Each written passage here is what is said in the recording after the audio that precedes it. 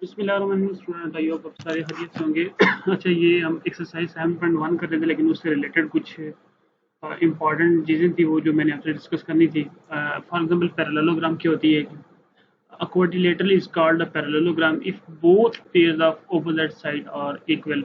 यहाँ पे एक वर्ड मैंने ऐड किया क्वाड्रिलेटर। क्वाड्रिलेटर कहते हैं ऐसी फिगर जिसकी चार साइड है, ठीक है, ऐसी क्लोज फिगर जिसकी चार साइड है उसको कहते हैं quadrilateral. Is called a parallelogram.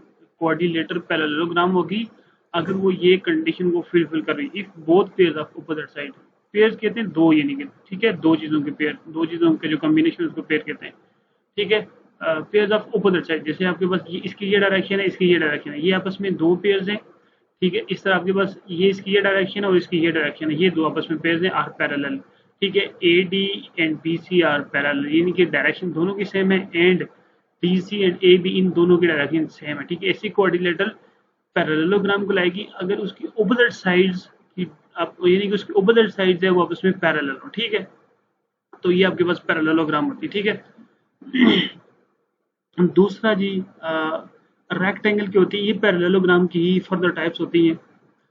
यूँ समझ लो कि ये पैरेललोग्राम की आगे सन है उसके, या जो भी कंसिडर करते हो। अब parallelogram in which each angle यहाँ पे लिखो, each angle is a right angle, ठीक है, इज कॉल्ड रेक्टेंगल, ठीक है। अच्छा, पैरेललोग्राम में यहाँ पे एंगल की बात नहीं की गई, ठीक है। यहाँ पे अगर पैरेललोग्राम का हर एंगल 90 डिग्री का हो जाएगा, ये भी 90 डिग्री है स्टूडेंट, ये भी 90 डिग्री है, ठीक है, और ये भी 90 डिग्री है, ठीक है। पहली बात ये कि ये पैरेललोग्राम है, मीन के ये पैरेललोग्राम है जो कि उसके ऑपोजिट साइड है आपस में पैरेलल, ठीक है। अगर पैरेललोग्राम का हर एंगल 90 डिग्री का हो जाए तो वो आपके पास रेक्टेंगल बन जाती है, ठीक है। ऐसी पैरेललोग्राम जिसमें हर एंगल 90 डिग्री का हो जाए वो राइट ट्रायंगल बन जाती है। लेकिन यहाँ पे राइट 90 डिग्री का एंगल नहीं बन रहा, ठीक है। यहाँ पे आपके पास लेस देन ग्रेटर देन 90 बन रहा है, लेकिन 90 का नहीं बन रहा, ठीक है। क्योंकि अगर मैं यहाँ पे परपेंडिकुलर ड्रा करता हूँ, इसका परपेंडिकुलर यूं बनता है, ठीक है। इसका मतलब है यहाँ पे 90 डिग्री का एंगल नहीं बन रहा। लेकिन अगर यहाँ पे परपेंडिकुलर ड्रा करो, बिल्कुल ये सीधी लाइन बनती है, ठीक है। अगर मैं यहाँ पे परपेंडिकुलर ड्रा करता हूँ तो ये परपेंडिकुलर कुछ यूं बनता है, तो यहाँ पे 90 डिग्री का एंगल नहीं बनता, ठीक है। ये रेक्टेंगल होगी। और रेम्बस क्या होती है, a parallelogram having all side are equal is called rhombus, ठीक है। रेम्बस में ऐसी पैरेललोग्राम जिसकी सारी की सारी साइड ना सेम होती है but angle are not same. ये इंपॉर्टेंट बात है, पैरेललोग्राम में एंगल आपस में सेम नहीं होते, ठीक है। ये एंगल और ये आपस में सेम होंगे हर सूरत में, ओपोजिट एंगल आप, ये और ये एंगल आपस में सेम सेम है, और लेकिन इसमें डायगोनल भी सेम नहीं होते, यानी कि ए सी कभी भी बराबर नहीं होगी किसके, डी सी, यानी कि आपके पास एंगल की ये नोटेशन होती है, angle A C not equal to angle B D, ये आपस में बराबर नहीं होंगे, ठीक है।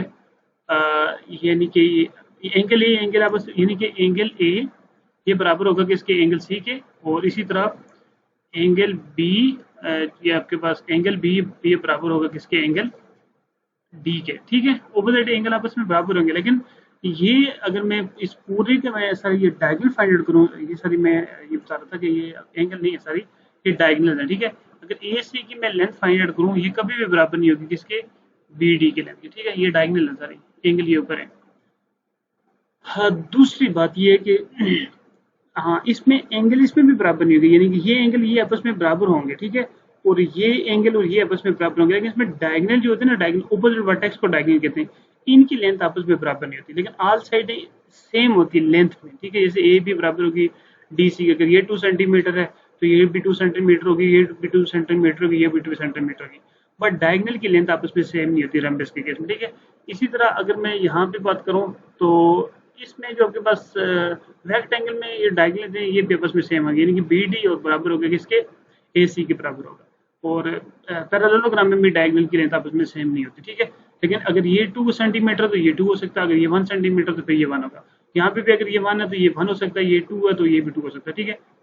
अच्छा, फर्दर आगे चलते हैं, फिर यहाँ पे देखते हैं स्क्वायर। यहाँ पे हमारे पास स्क्वायर क्या होती है, A parallelogram in which all side are equal, ऐसी पैरेललोग्राम, यानी कि पैरेललोग्राम का मतलब है कि जिसकी यानी कि जिसकी ऑपोजिट साइड आपस में सेम हो, ऐसी पैरेललोग्राम जिसकी ऑल साइड इक्वल हो और हर एंगल 90 डिग्री का हो, और इसमें आपके पास डायगोनल की लेंथ भी बराबर हो, ठीक है, यानी कि all side are equal in length, अगर फॉर एग्जाम्पल ये 2 सेंटीमीटर है तो ये भी 2 होगी, ये भी 2 होगी और ये भी 2 होगी। और हर एंगल 90 डिग्री होगी, इसमें डायगोनल भी आपस में बराबर होंगे। रम्बस और स्क्वायर में डिफरेंस यही है कि इन दोनों के डायगोनल आपस में इक्वल नहीं होते। देखिए स्क्वायर में डायगोनल इक्वल होते हैं, रम्बस में डायगोनल इक्वल नहीं होता, लेकिन चारों की चारों साइडें आपस में इक्वल होती हैं। और रेक्टेंगल में और पैरेललोग्राम में ये डिफरेंस है कि इसकी अपोजिट साइड तो आपस में सेम होती हैं, लेकिन उसमें जो डायगोनल होते हैं वो सेम नहीं होते। अच्छा, स्क्वायर को भी हम रेक्टेंगल कह सकते हैं, ये भी इसके स्पेशल केस बन जाता है, ठीक है। क्योंकि ओवर साइड हम रेक्टेंगल में ये कहते हैं जिसकी ओवर साइड सेम हुआ, तो ये टू है, ये टू यानी कि ओवर साइड आपस में सेम है, ये भी आपके पास आल्सो रेक्टेंगल है।